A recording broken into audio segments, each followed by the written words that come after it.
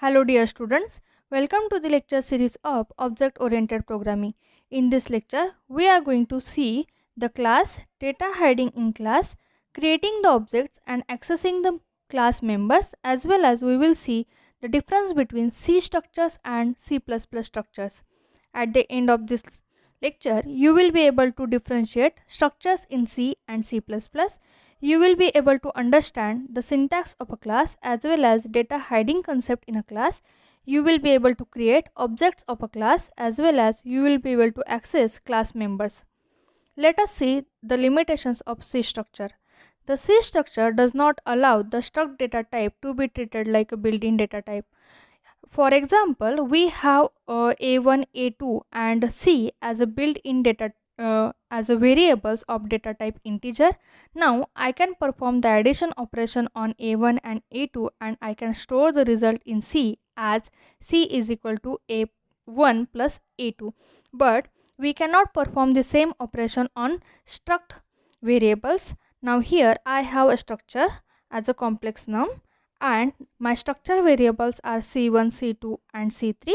Now I cannot perform the operation addition, subtraction, multiplication on those structure variables, although I can assign the values using dot operator to those structure variables. The members of C structures are publicly available anywhere in the program and those members can be accessible by any functions in the program and those members, all the members in the C structure are publicly available. But let us see what is the difference in structures in C with the structures in C++. In C structure, we have variables as members, but in C++ structures, we can have variables and functions as members. In C structure, some of the variables cannot be declared as a private, but in C++ structures we can declare some of the variables as a private and some of the variables as a public. That means we can provide a protection in the C++ structure to our members. In C we cannot directly initialize the structured data members, but in C++ we can do. Let us observe the example. Here I have a struct as a num and for that structure I have a member as a x of a data type float. Now here I have declared that x member with 2.0 as a value as initialization, but in C I cannot perform the operation like this. The keyword struct cannot be omitted in C statement while declaring the structure variables, but in C++ we can omit the keyword as a struct. If you observe the same example, here I have the structure variable as a struct. If you observe, I have declared the structure variable as num space yes. Here I have not used the keyword as a struct, but if you write the same statement in C, your program will give you the error. In structure, we can have the members as a public and private. So if I would like to add all those extension in one of the user defined data type, then I can add those extension to one of the user defined data type called as a class in object oriented programming in C++ programming language. Let us see what is class. Class is a way to bind the data and its associated functions together. It allows data and functions to be hidden from the external use if required. When we define a class, we can create a new abstract data type and that can be treated like any other built-in data type. That means we can perform the addition subtraction operation on a members on a variables of a class, and those variables are referred as a objects of a class. A class specification has specifically two parts. One is class declaration and another one is a class definition. In the class declaration, the members of a class are declared. You can have a members as a data or the variables, or you can have a members of a class as a functions. The members, the variables in the if the variables are the members of a class, then they are referred as a data members, and if the functions are the members of a class, then those functions are referred as a member functions of a class. And in the function definition, in the class function definitions, those functions which are declared, they will be defined, they will be implemented, and that will be referred as a class function definition. Now in the class function definition, we will see how the data will be hidden. Let us first see the syntax of a class. If you observe, here is the syntax of a class. I have a class as a keyword followed by the name of a class, and I can give any name, but I should follow the standard naming rules for giving the name to the class. I have the private members as well as public members in the class. I can have the variables and functions as the members in the class, and those functions are declared in this class declaration. If you observe, the class is ended with the semicolon. If you do not end the class with the semicolon, that is at the closing curly parenthesis, if you do not have a semicolon, then your program will give you the error. Now let us see the example. Here I have a class as item. Class is my keyword, item is the name of my class. I have number and cost as a data members of my class, as they are variables of a class and referred as a data members. And I have two functions here, get data and put data functions, and those two functions are referred as a member functions of a class. Now if you observe, here both the member functions are declared as a public, whereas there is no visibility label for the number and cost data members. So if there is no visibility label, then those member functions or those data members can be they are referred as a private data members or private member functions of the class. When the members of a class are, when they are private, they are not accessible to the outside world. They are accessible by the functions, by the member functions of that class itself, and in that way the data hiding will be provided.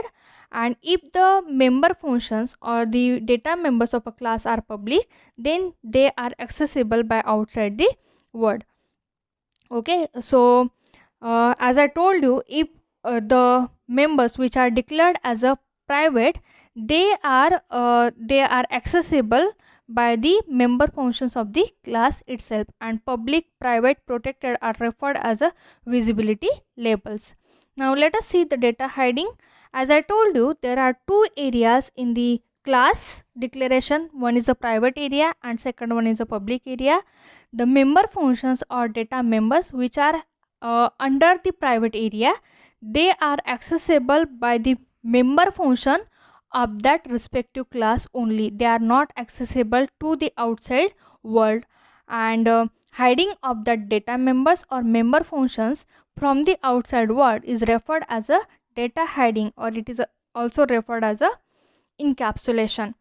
That is wrapping up of the data members and member functions inside the class. Okay, now if you observe the public area, then there can be data members and there can be the member functions. Now these data members and member functions can be accessible to the outside world. That means those data members and member functions can be used by other functions in the program.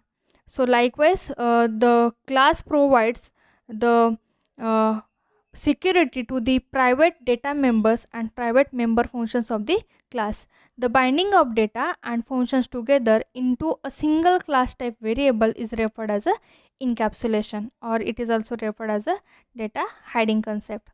Now let us see the protected members in a class. We have a third access specifier as a protected access modifier, and it is similar to that of a private access modifier. Only the difference is that the class members declared as a protected are inaccessible outside the class, but they are accessible by the subclass. Subclass is the class which is derived from this from the superclass, and the protected members can be accessible by that subclass, as well as those protected members can be accessible by the friend function or by the friend of that respective class, and those protected members are accessible to the member functions of that respective class. Now let us see how to create the objects. Once the class is declared, we can create any number of variables by using the class as a type, and class is a user defined data type, as I told you, and all those class variables are referred as a objects of that class. Now for example, how I can declare a variable x of an integer type, by writing the statement as int x. In the same way, I can declare a variable of a class. For example, item is my class, and for example x is a object of that class. Then I can write item x. So in this way I can create the variable of a class type, and which is referred as that variable is referred as a object. Class specification provides only template, and it does not create any memory space for the object. So for example, if I create a class, if I declare a class, so that class will just declare the member functions and data members, but that class does not create any memory space, in the memory location for those data members. But once the object is created, the memory space will be created in the memory location for that respective object. So after this statement, that is item x semicolon, the memory will be provided for the object x. So this is one way of creating the object. As I told you, we can create number of objects for a single class, and those objects can be separated by the comma. And I can create, for example, here I have created two objects a and b of a class item. Then I can write item a comma b with semicolon. Objects can be created when a class is defined by placing their names immediately after the closing brace. This is one way of creating the object, that is item x, item a comma b. But here is the another way of creating the object.